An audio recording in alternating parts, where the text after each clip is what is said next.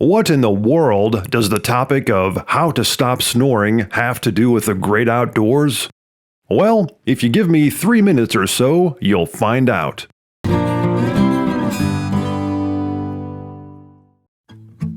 If you're an outdoor enthusiast who regularly goes on hunting, fishing, backpacking, or camping trips with family or friends, then there's a good chance that you've spent many nights in the woods not listening to the soothing sounds of nature, but rather this.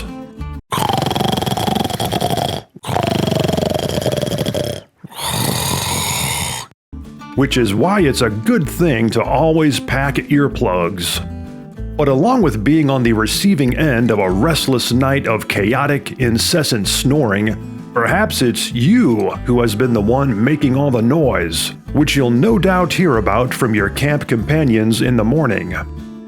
Well, my friends, I've certainly been on both sides of such snoring scenarios. I've lost many hours of sleep listening to some of my buddies sawing logs all through the night, and more recently, I have to admit that I've become the one making all the noise. According to my poor, sleep-deprived wife, my snoring has gotten progressively worse over the last few years and was getting to the point of perhaps developing into sleep apnea. So, like any good husband would do, I tried to take action, and I began seeking out stop snoring solutions. I tried all sorts of stop snoring devices, such as an anti-snoring pillow, stop snoring mouthpieces, and an anti-snoring chin strap, all of them with little to no results. I reached a point that I simply didn't know what else to do. Then, more recently, in preparation for a fishing trip with my brother and nephew, I sternly warned them to bring along their earplugs, as they would most likely be in for some heavy-duty snoring. In response, my nephew said, "Why don't you try some mouth tape?" What? Mouth tape?